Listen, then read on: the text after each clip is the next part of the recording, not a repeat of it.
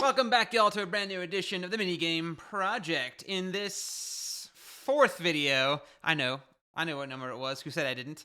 We're going to continue our memory card matching game, where in the last video we hit the minimum viable product, or MVP, to consider this game done. We had the ability to actually match these cards here. They're getting shuffled, they get removed, which ain't that great of a visual, but the game is technically done, and we need to actually start including some more, better UX features here. So in this video, we're going to pick up in this pick up where we left off by making the cards just dim out and have a check mark indicating that they are matched, and we're going to actually include some basic game statistics, the ability to maybe reset the game, and I was thinking maybe like a difficulty slider.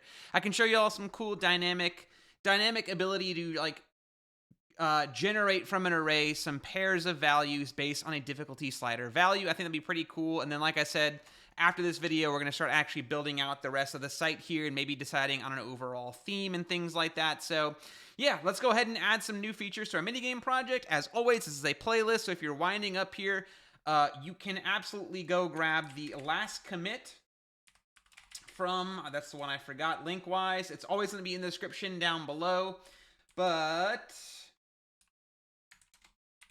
come on, where's the GitHub? There it is.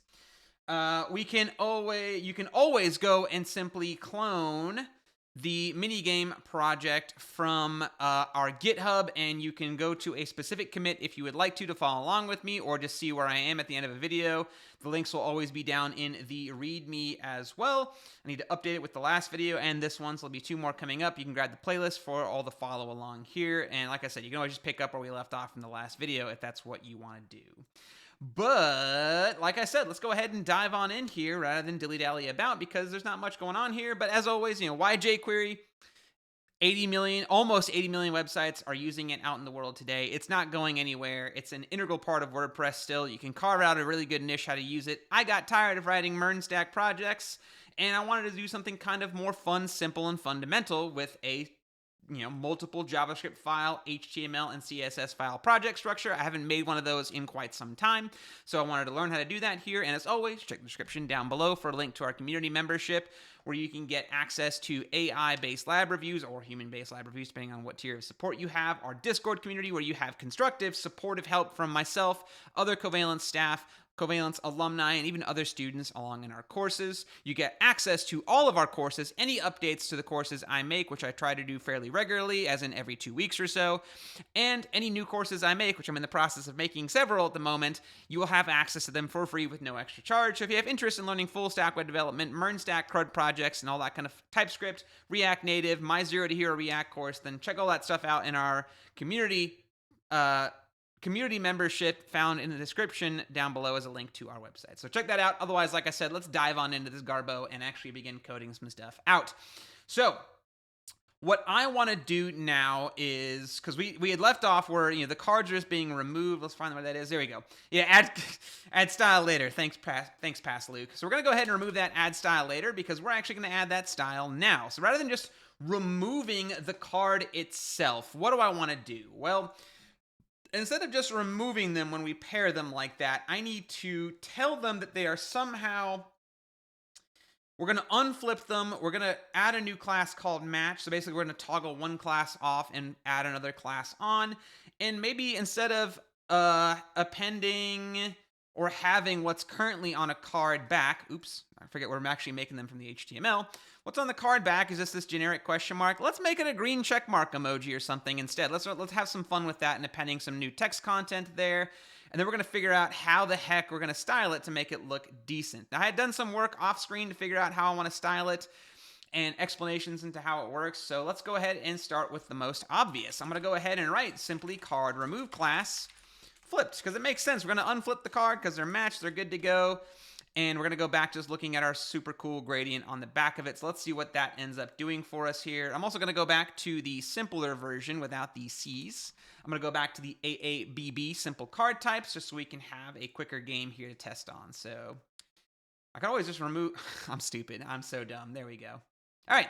So they get flipped back.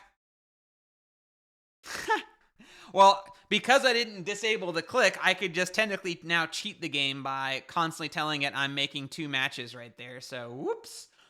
We've flipped them back, but I now need to indicate to my browser and to my user in the browser that, hey, not only these cards have been successfully matched, they need to be disabled from being clicked and also visually indicate that fact. Now, remove, while a very obtuse way to do that, it worked, right? It prevented what we're seeing here. So what we're going to do after removing the class is we're going to go ahead and add a new class, and we're going to style it in our surprise CSS. So this is something that's really nice about jQuery is that you can just chain on these functions. And remember, the functions chained on, they get their context of what they're being added to the thing furthest to the left, which in our case is the card. Remember, we are looping through my list of flipped cards. We are pushing into the flipped cards array the card itself, which is a jQuery element. So we're pushing in the jQuery element into the flip cards array. We are looping through that flip cards array when they are matched. And then for each jQuery HTML card element in there, we can then manipulate it. So card is that element. We're removing a class from it. And the add class isn't contextually adding it to the remove class function because that doesn't make sense. It's adding it to the card here, to the thing furthest to the left. That's the always tricky part you have to remember in jQuery because you could totally write something like this. I've seen students do this in our labs, in our course, where they might append, for example, a simple button to the DOM as such, and they're like, they think they're clever, and they're like, I'm going to add a function, click function right here that goes ahead and adds a click function to the button we're appending to the body. And, the thought is, the click will add to the button that I appended on the left-hand side. It adds it to the body, the thing furthest to the left. So you're adding actually a click listener to the body of the document and not the button you are appending. That's a common mistake that newbies make. And I've made it plenty of times myself, so I can't say I'm not there. So beyond adding the class of matched, which we're about to go style in our CSS, we might as well go ahead and do some other fun stuff here as well. I'm going to ask it to, on the card, find the element called card back. Remember, that is the part where the question mark exists where we create our element. So basically, remember, we're adding, this is the whole card. We're adding this jQuery element, which will be the parent card div. I'm going to ask it to find the card back where the question mark is, empty out that question mark, and instead append a check mark of some kind. And I'm sure there's better ways to do this, but again, we're just trying to figure this out and have some fun here. There it is. All right, so find, and again, that's a very nifty thing that you can find on the jQuery cheat sheet where we have manipulation. Oh, come on. I know I saw it here. Filtering. No. Yay, find. Tree traversal. Basically, it gets the descendants of each element in the current set of the matched elements sorted by a selector, jQuery object, or element. Allows us to search through the descendants of elements in the DOM tree and do some jQuery shenanigans on it, which is why I'm saying, hey, on the card element, find the card back and its children, which will be the text of the card, and I want you to empty it out. For now, I'm going to leave it at empty, and I'll show you all how this works. So it's going to find in the card parent div, it's going to find the card back and empty it. So notice it didn't delete the entire element. I found the children node of the card, which happens just to be its text content, and it deleted the question mark without deleting the card face and card back part. That way we kind of found the innermost text of that card back and not actually the element itself. Important distinction there. And what I'm going to do is I'm now going to append a span in there. Oops, we got to do a string value here. I don't know why I did a template literal. You could just do a regular string here since I'm not going to make this particularly complex. While we're here, I will need to also style this thing with some shenanigans to make it work correctly, if I'm not mistaken. So I'm going to call this the match check. We're going to have the matched class added to the card itself. The match check is going to be the class on the span with the check mark inside of it. How we're going to get a check mark? Well, we're going to cheese it here. And for ARIA labels and accessibility, I should probably have some accessibility stuff added before I just simply paste an emoji in there.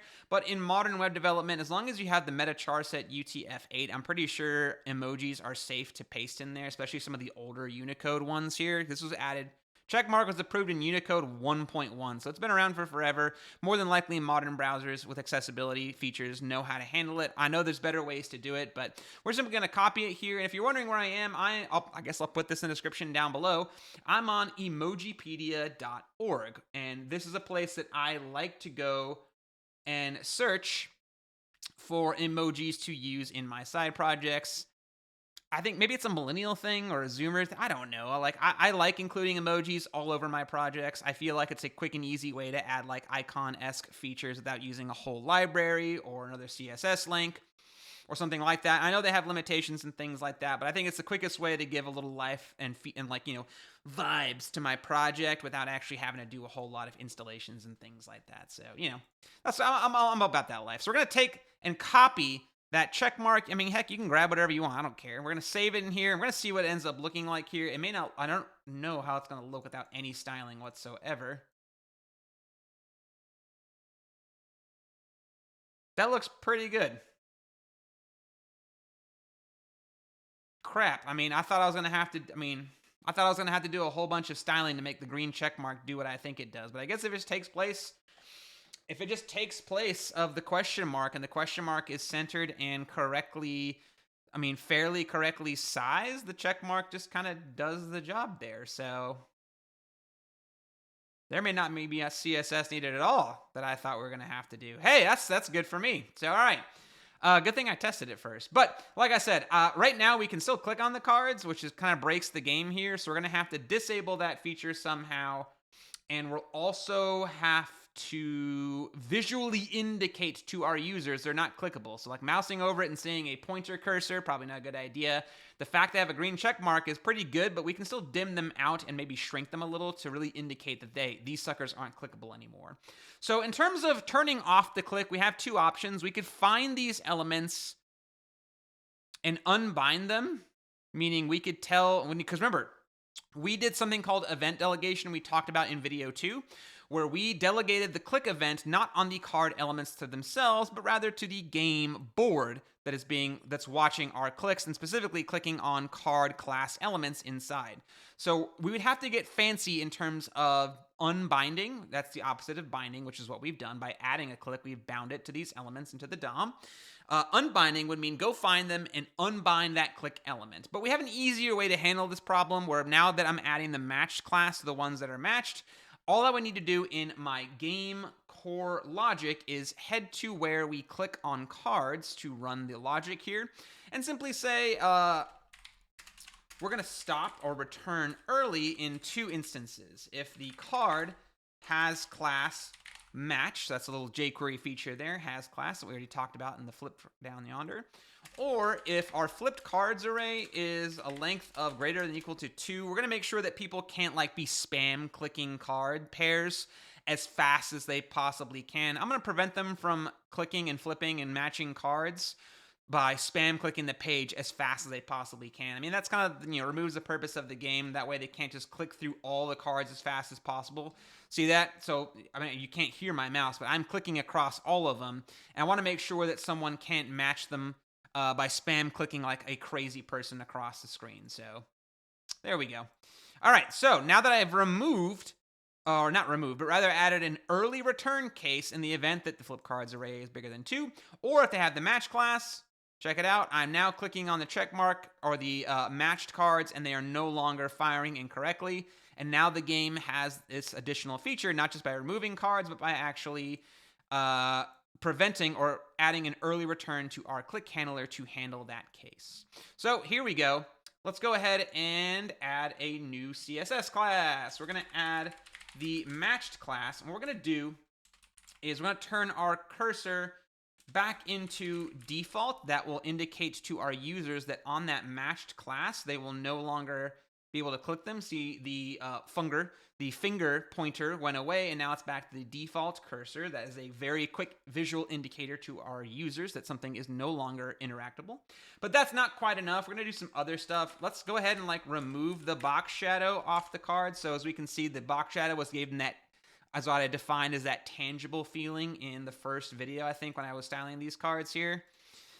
So that right there, the box shadow doesn't look like it got removed, interestingly enough.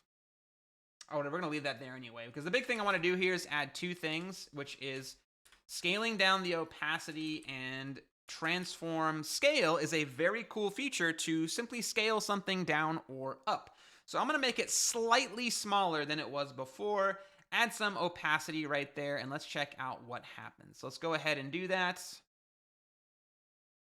Look at that. They scale down a little bit. And they get dimmed out and the cursor's gone, and we prevented the click with that early return statement in our JavaScript game logic. This is a great visual indicator that they have successfully matched what's going on here. So we did a terrific job right there getting it to work. So yeah, I mean, that's really all we need to do. I mean, I don't know if we wanted like any kind of styling, so I can say, hey, add some transition to our opacity. Let's have it take 5 seconds.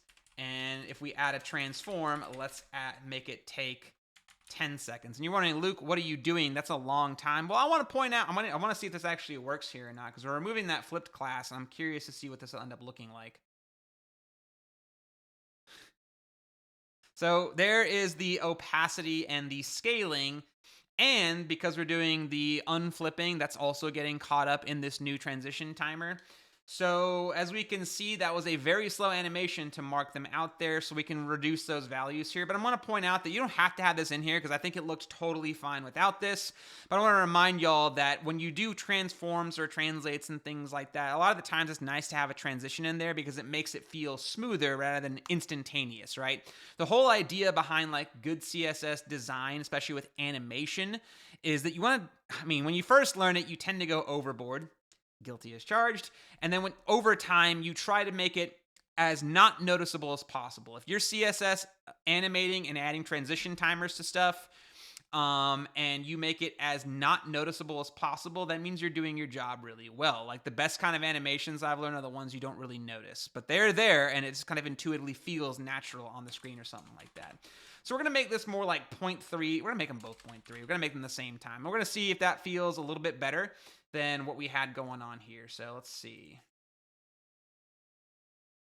Yeah, that's good. It flips back pretty quickly. It dims out and it shrinks all fairly quickly, but not instantaneously. It has that little transition timer to it, which means, again, it feels a bit more natural than just an instant bam, flip. I forgot that clipped the mic. Bam, dim, small, flipped, all in the span of like a blink of an eye. It still happens quickly, but less quickly than just instantaneously. So, like I said, I thought I was going to have to style that check mark a whole bunch, but, it is what it is. So we could technically remove that class to remove some like deprecated or vestigial code, like remove some code smell, like things that were added in there that were later removed that aren't needed. So like while we're here, I guess we can just go ahead and remove that class from the span. To this span is where you would add things like HTML4 and the ARIA label for accessibility reasons. But for now, I'm just going to leave it as is like that. But yeah, I'm surprised I didn't have to do anything to make that check mark appear as nice as it does here in the DOM. Let's go ahead and make sure it doesn't look any worse. Again, mobile responsiveness wasn't one of my big goals here, so this might look terrible on. Yeah, that's fine. Okay, so like I said, that was one of the main things I wanted to code along from the previous video, because the previous video ended with the game technically being done and working. But because we didn't just remove the cards from the DOM anymore, we actually had to do a little bit more work to get back to MVP once we added the feature to actually visually indicate to our users the cards are matched, to show them their progress and not just blow them off the screen. Blow them away off the screen with a remove. Actually style them out here. So, okay, moving on, we are going to attempt to add some new features here. So what I'm thinking is adding some kind of, it's not going to be fancy because again, we can restyle it later. There may be some like live stream styling I do in our Discord for our community members if anyone's going to be watching me, or like, again, some of the styling stuff I just meander my way through until the vibe feels good. I know there's like, proper UX, UI people out there might be fussing at me, but it is what it is. So what I'm thinking is just some set of controls down here that tells us how many games we've won. We have a reset button and then maybe a slider down here that we can increase the difficulty level with. So we can count how many games we won, have a button to reset the game whenever people want to, and a slider that can be moved up and down to increase the difficulty and whatever that ends up entailing as well, because I know that that's going to have some issues when I begin working with that DOM logic. So here we go. So underneath this game board, I'm going to add a whole new div. We're going to add a div. We're going to call it class game controls, inside of which we're going to keep it simple here and have a games1 paragraph element, that inside of which I'm going to put in another inline span inside this paragraph, because we're going to style this, and this is going to be a very specific and not shared element anywhere else. So I'm going to add an ID selector to it rather than a class. It's going to be very specific here, that will simply say games1 0 right inside of there. Game 1 should be games1 first off, and then second of all, I know what's wrong. Okay, hold on. Because I chose to just visually center everything on the page no matter what, in my body selector, we need to go and add a new rule up here. I will say flex direction column instead of the default row. This will make it so all my elements in the HTML, which will be the game board and the controls, are now vertically aligned instead of horizontally aligned. And there we go. We went ahead and moved the game controls below the game board. The cards on the inside aren't going to be affected by the column rules, because remember, flex rules apply to their direct children only. So the game board and the game controls go from side to side to vertically aligned. Because we went from a row flex direction to a column flex direction. Then the game board itself has its own set of flex rules to control the cards, which will be unaffected by the rule we just added. So hooray for us. Okay, so let's go ahead and add a game controls class, which should match what I wrote here, game controls. For now, I'm going to keep it simple. Let's add some margin around it so it has some spacing, some like crowbar separation from other elements around it. And I will tell it to center its text within to make sure it's all centered and all good and dandy, keeping it simple there. There we go. Now I added that games1 to the span in case I want to style it a little bit differently here. For now, I'm fine just leaving it as a 0, because I think it'll be fairly easy to start counting how many games we've won by adding a couple of simple new variables to get the job done, right, y'all? It would be as simple as, yeah, indeed, simply just adding over what we need to do to our game.js, which would be let games1 equal 0 and be initialized and assigned a value of 0 when the first time we play the game. I don't want to clear it ever, but we also aren't going to be storing it anyway. Maybe we can store it in local storage or something like that. So, if a user comes back, they can track how many games they've won. Technically, when this console log here fires, we're going to simply increase games1 by 1. We're going to ask jQuery, like, hey, jQuery, go find that games1 ID. So I'm going to go ahead and grab it this way. I'm going to copy and paste it. Game, that's why I added an ID to it, to make it just easy to find this way. So games1 is the span, and I need to adjust this text based on how many games we have won so far. So we'll leave the console log in for now, and we'll simply increment games1, the value, and then tell the DOM to update the games1 span to reflect the new value of the games1 variable. So upon actually beating the game here, I should be able to increment that by 1, and there we go. Our games1 counter has gone up by 1, and theoretically, as long as I don't reset it, when I include the reset or play again game feature, whatever we want to call it, that counter will never really go down. So that'll take care of that right there for us without too much issue. Now below this paragraph, button, I need to add a button, and we'll do reset game as the ID of the button, with the ability to reset it. Now, because buttons are inline elements, anything else I include after the button would be right next to it, meaning if I want to include a slider, you would think that, again, for our newbies out there, you would have a slider. I'll call it difficulty slider. That's what it's going to be for. Difficulty. And that label and an input below it that is indeed a slider. For now, I'll just leave it as a text input. Remember, these are inline elements, and if I want things to be vertically controlled, I will have to... I could do it a couple different ways, convert them to block level elements, go to the CSS and say game controls, flex column, all that kind of fun stuff. But we could always just do some, again, like those are CSS or like styling solutions, which are fine and dandy, but there's easier ways to handle it, meaning I could take a div and put the button inside of it to make sure it is styled as such in case we add anything to it. Take the label in the input pair here and add a div and wrap it around it, and now begin, rather than having to change the type of elements from inline from block and block to inline, etc., or random flex rules all over the place, I can now simply choose to wrap them in some tags that can help do that part for me. So there we go. And we'll talk about the label and the input a little bit later. But for now, let's start working on the reset game button logic, which should be fairly straightforward, right? It should be as a matter of, well, we'll talk about that in a minute because I think I have some, there's other things I want to do. So I'm trying to think of which way I want to do this because we're going to have other problems when the game starts restarting, Yeah, let's go. You know what? We're gonna do. We're gonna focus on. Let's go ahead and get the finish out styling up. How I want to do the game controls here. So like I said, this is pretty simple here. To the button itself, we're gonna add some styling to it. For example, so I have reset game on the button itself, and maybe I'll do a class on here called reset button container. Very typical name designation to these classes we're adding to the divs. Like, reset button container would, will make it so we can easily space the button around its adjacent elements, for example, while leaving the reset game button to style the button itself only and not adding margin and padding to it to make it space around. So, that's typical things you will see in HTML as well.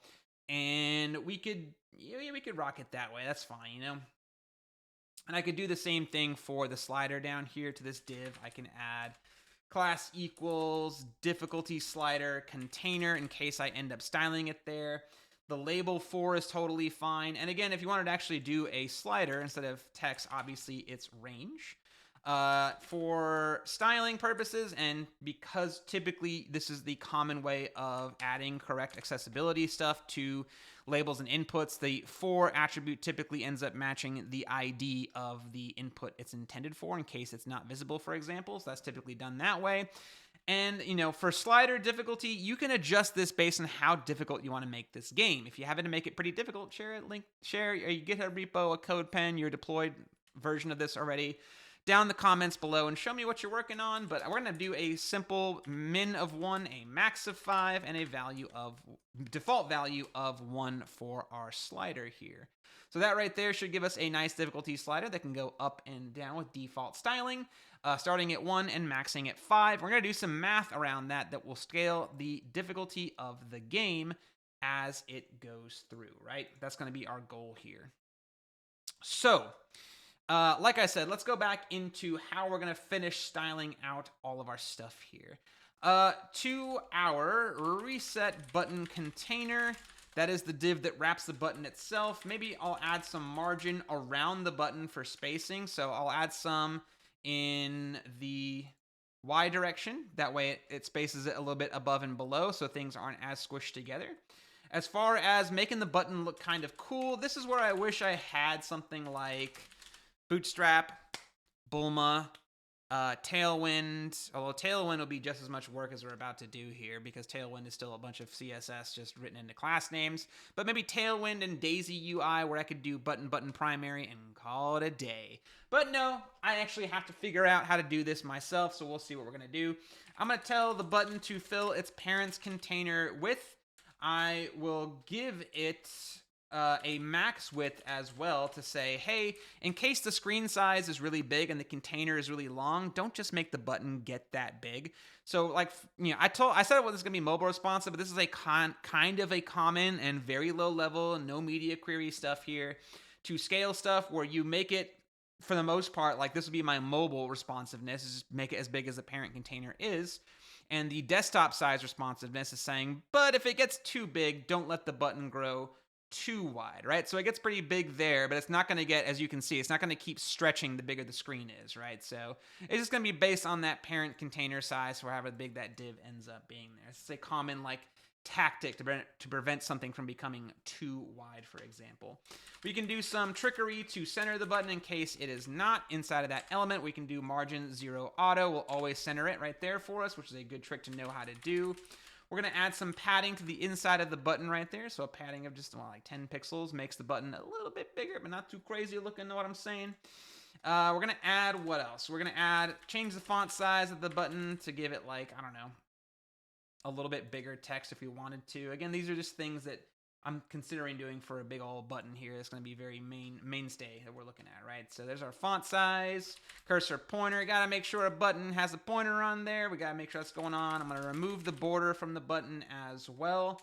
Let's go ahead and just add a background color. We're going to do 007 BFF, which I think is like a kind of close to a Covalence-ish blue, but not exactly the Covalence blue. So it's like a deeper blue color, almost like it reminds me of the blue color that you see like more so on the on the slider here, right here, and then also like kind of like that bootstrap blue color for those that are familiar with, right? So we're gonna change the background color, remove the border. It's already starting to look more like a bootstrap button primary button.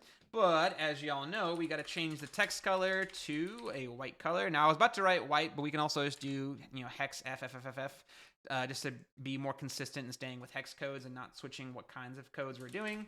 I want to have the border radius be something like 5 pixels. That'll round out the edges of the button. That's beautiful right there.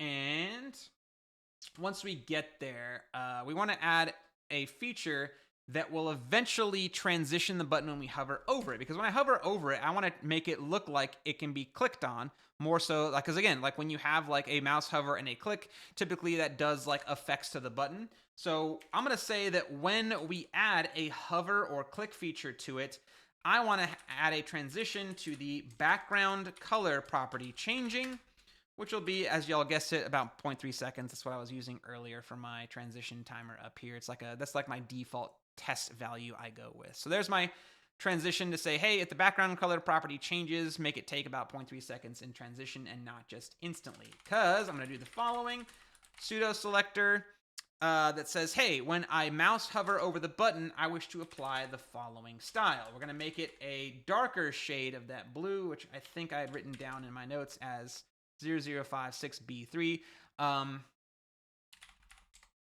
Hex color palette. Where was that actually? Now I'm thinking about it. Color palettes. Yeah, color-hex.com. I used this website, which I guess I'll include the link down below. I'd like to mess with color palettes here and pick color palettes from my side project apps if I need ideas. It's also really good at typing in like a hex color code, like the Covalence blue of 0091EA, getting all the information about it and whatnot, and learning about like different shades of it, different tints of it, its complementary, triadic, analogs, monochromatic, complementary colors, etc., etc. It is a fantastic little website I use to try and act like I know. Material design palette, let's go. All right, so all I was saying is, yeah, I use this site to make it look like I know what I'm doing with colors and things like that. That's the important thing I want to point out here. So, okay, back to what we're doing. Yeah, so we have, did I actually show the button? Yeah, refresh and mouse over. Look, it darkens a little bit, and that transition makes it feel so cool with the background color changing. It's not just an instant mouse over, dark color, it transitions, right? The browser interpolates the distance from our normal color to our darker color and makes it take 0.3 seconds, so it feels kind of cool, kind of real, you know what I'm saying? So we're going to do the same thing or something similar to the difficulty slider container. Or to the slider container, I'm going to add a margin top of 10 pixels and just bump that sucker down a little bit below because it's kind of nested against that button. We'll bump that sucker down. Looks like nothing happened. Did I type something wrong? Surely.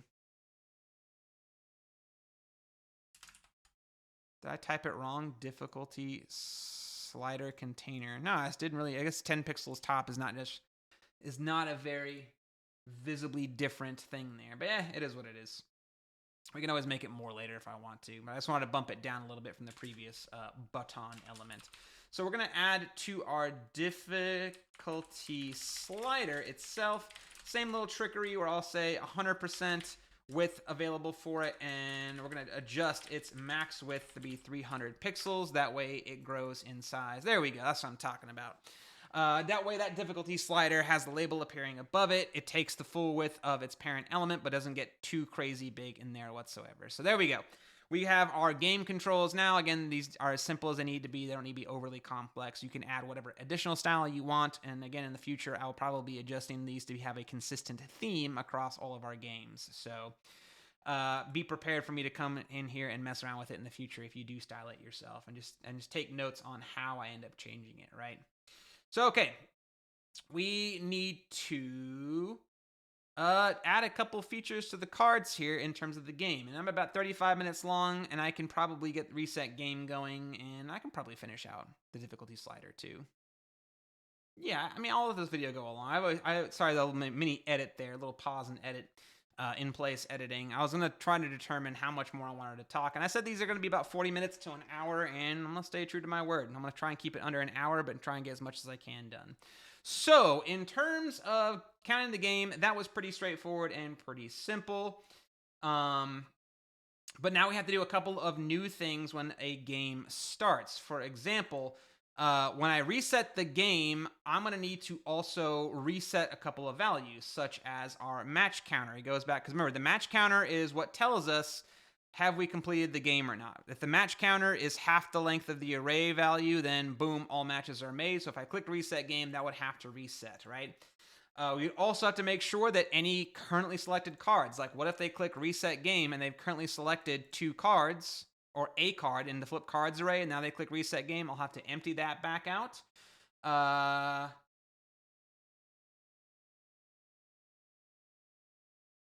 have to track how many games they've currently won so I can increase it in case it's going to be filled in from somewhere else. So I want to make sure that games won is assigned that value, especially if I start storing it in storage later.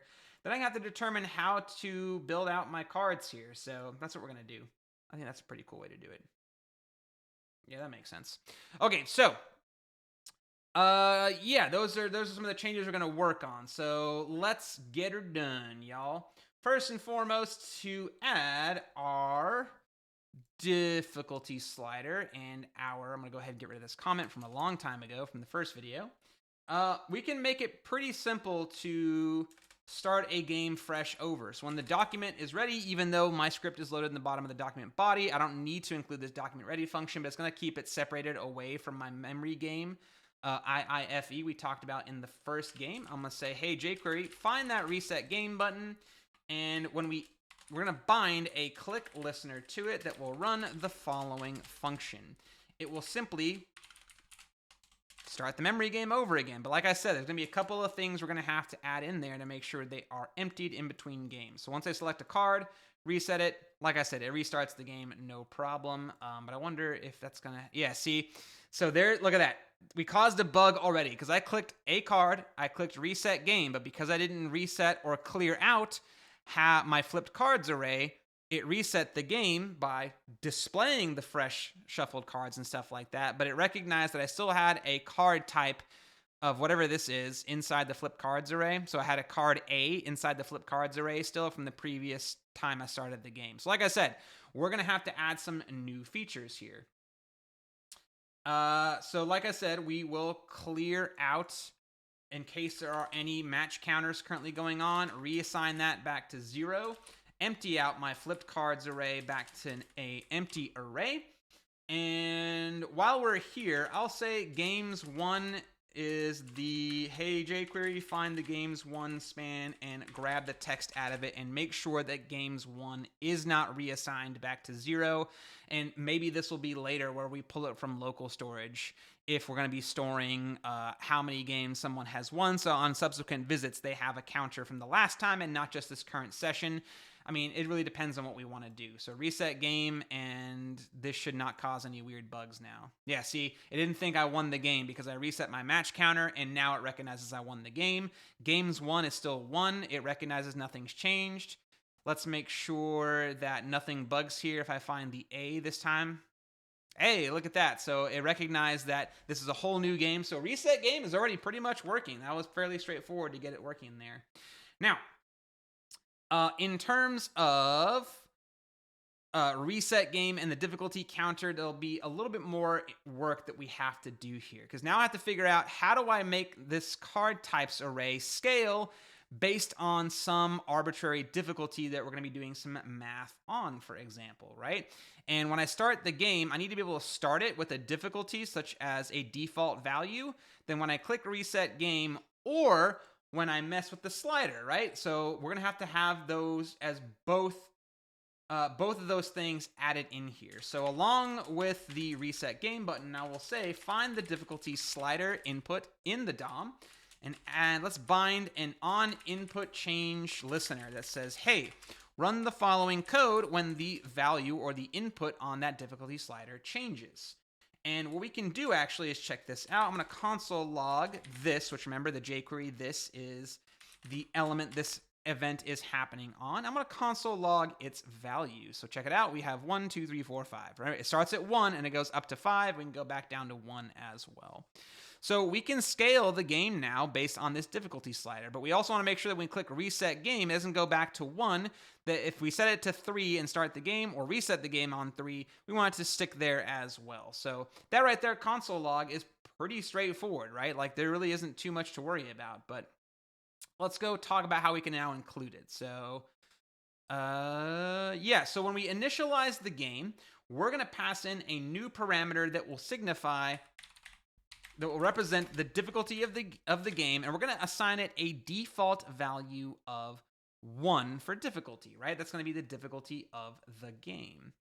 And from there, all I need to do is something kind of interesting. So up here in my card types, I'm going to switch this from card types. I'm going to copy paste it. I'm going to call this one base cards, like that.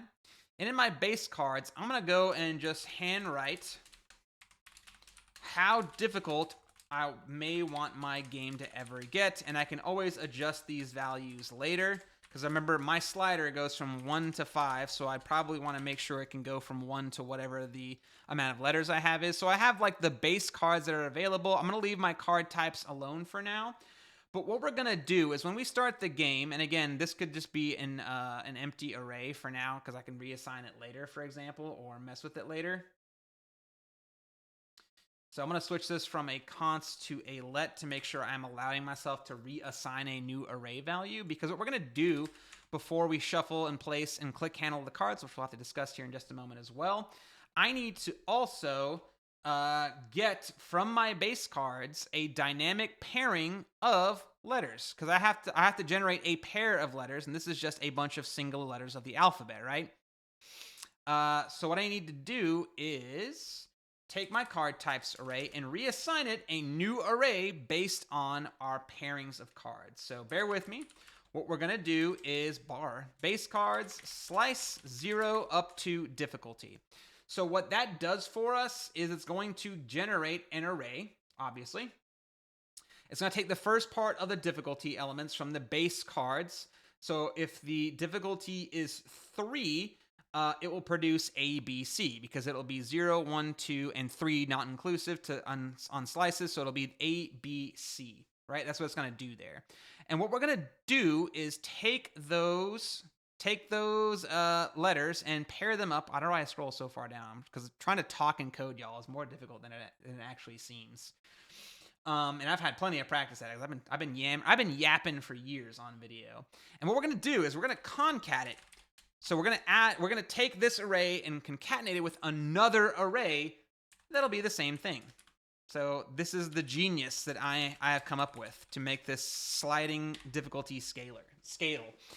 We're going to take the 0 to difficulty, A, B, C. So if 0 difficulty is 3, it's going to give us the letters A, B, and C inside of an array. I know this is not syntax correct. Forget about it. Then we're going to ask it to concat that another array of the same base card slice difficulty, like that, which will generate the 2 arrays concatenated like that. With proper syntax, it would be, and strings all around each element. So that's what basically this code is doing here. So that's how we guarantee ourselves a single array of a pair of all letters that will then eventually get shuffled anyway. So there is our card types now being dynamically generated. So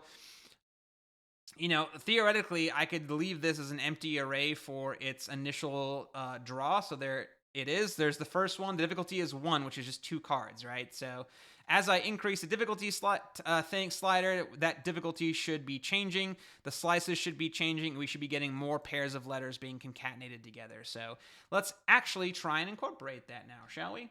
So like I said, initially it will have a default value of 1 when the game is started.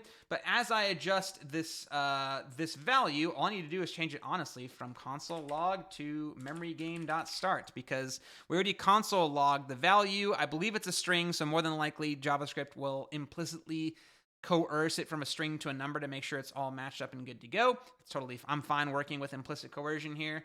That's totally fine by me, and we can do the exact same thing over yonder, where I can say const current difficulty equals, read the difficulty slider